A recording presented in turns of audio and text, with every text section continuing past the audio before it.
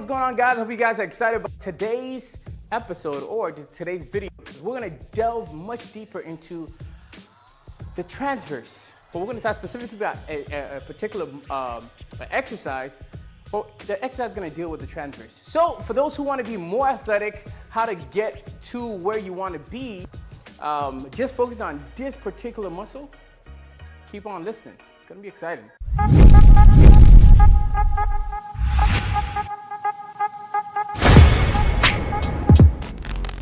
All right, so like I said, today we're going to be talking about the transverse, but in relation to this specific exercise. So what exercise is this? I showed you guys last week, and this week I'm going to talk about it, and I'm going to make sure that you guys do not mess up, because the things like this exercise is very easy, but it's also very easy to mess it up. And I want you guys to gain all the advantages from these exercises as much as possible. I don't want you guys to lose out on anything. I want you to get every single inch, little thing out of every single bit of this exercise, all right? So the exercise is isolated leg lifts, or isolation leg lifts, or 6 inches, right? But these are modified. And the reason why they're modified, I will explain now. So typically when you're doing 6 inches, your legs are straight and you try to go as low as possible. Your heel to touch the ground as low as possible. However, here's the problem with that. A lot of people don't even have the strength to do the movement correctly because your lower back has to be touching the ground. Basically, you have to be flat on the ground at all times, right? So your spine has to be in a good position at all times. However, a lot of people, because they think it's 6 inches, their goal is to try to get as low to the ground as possible, which puts a lot of stress on their lower back, thereby making the exercise they're doing useless. Matter of fact, it's counterproductive. They basically get worse instead of better, all right? So the reason why I modified it like this, because not only does it take you through certain progressions, it also puts you in a very, very good position in your spine, and it also puts you it just makes it a lot easier for you to keep on going forward, right? I don't want to put too much pressure on your spine. I don't want to put too much pressure on your transverse before it's ready to handle it. It's not about the resistance, it's not about the weight, it's about the contraction of your transverse. So you can do that without adding more weight. You can do that without making it harder per se. You just need to focus on doing the exercise correctly and holding it for a period and allow your transverse to contract and get used to contracting in that position, right? These exercises they look very easy, but they're not. Don't get fooled by what you see. With these exercises, the better you get at it, the stronger your transverse is, the more you actually feel the exercise.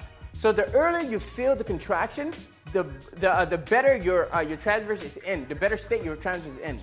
So don't think, oh, I don't feel anything, so I must be too strong. No, it's actually the opposite. You don't know how to activate your transverse. So I want you guys to really keep that in mind. Most of the exercises that we do here focus on muscle contraction. So the exercise would actually not get easier as you go along. They'll actually get harder as you go along. And when I say harder, I don't mean it's going to be harder to do, but you're going to feel it more. You're going to feel more contraction, right? So if you're doing anything with your shoulders, you're going to feel greater contraction. That's our goal. We're trying to get the muscle to activate more and more and more and more, trying to get every fiber. You can't activate a lot of the fibers. I believe that there's so many fibers that are just sitting there doing nothing. So that's what we're focusing on, activating the fibers. So the more you do this, the greater the contraction you will feel, and the more it will actually burn. So if you're not feeling a burn with the contraction, not any other type of burn, but if you're not feeling the burn, that means that you're not really progressing like I want you to. So in the beginning, when you start, you may not feel the burn. That is okay. That is completely okay. By the time you finish the 10th set, you'll feel more contraction than you did on the first set. You are going in the right direction. That's what's important. Constantly increasing the contraction of that muscle. In this case, the transverse. So let's go on with the exercise. So as you can see on your screen, you have your hands behind your back. As I explained last week, the reason why we're doing this is to keep your spine proper alignment. But let's focus specifically on the transverse. When you're doing that exercise and your spine becomes more erect, right? So your posture improves. What happens is your transverse now has to reset in that new position. So let's say that this is your spine, obviously. Just look at my hand and just imagine your spine, right? So your spine is like this, it's discompressed, right? This posture is this bad. So you strengthen the transverse in this position. So you're doing pretty well with the transverse in this position. As soon as the spine opens up, as soon as the rib cage opens up, what's gonna happen is that the transverse is almost like it resets, right? So you have to strengthen again in this position, right? Same thing, if it goes wider, you have to reset it in this position. So the best thing to do is to put it at the longest position possible to begin with. So you don't have to keep on resetting. So you strengthen it, it's gonna keep on getting stronger. And that's why I do it this way. Now, it took a lot of trial and error to even get me to this point. So please, listen to what I'm telling you. Listen to what I'm telling you, because I don't want you guys to go through that process. I already did it. So I'm telling you guys how to achieve better results. So have your arms out to your side, opens up your rib cage, which also lengthens your spine. So that's where you start, okay? The second thing is you're gonna bring your legs up. Now, the reason why I don't have your legs straight is because it may put depending on who you are. I would say most people shouldn't have their legs straight. The reason why is because it puts a little bit too much excess stress on your transverse at first, okay? So you want to start with your knees bent, as you can see. Start with your knees bent, okay? And then instead of bringing your feet out, like pushing it out in a lateral fashion, you're actually gonna bring your feet down onto the ground, all right?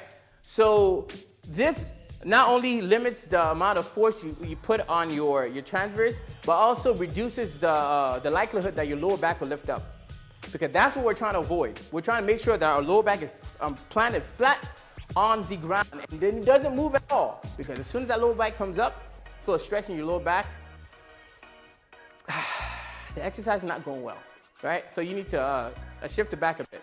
So even if you feel like dropping it down to the floor is a little bit too difficult, like it put too much stress on you, that's okay. It's completely fine. You just have your knees up, and you can bring it out just a tad, and you're gonna hold that position. All right, you're gonna hold that position, and the stronger you get, the more you realize that you are able to go up further, right? So drop at that point, you can drop it to the ground. Drop to the ground, and then when you're on the ground, you're gonna move your legs further out until your legs are completely flat on the ground. All right. Now these are progressions. When you first start out, you're gonna start with your feet or your heels closer to your butt. Okay. But it's hovering. It's not on the ground. Hovering.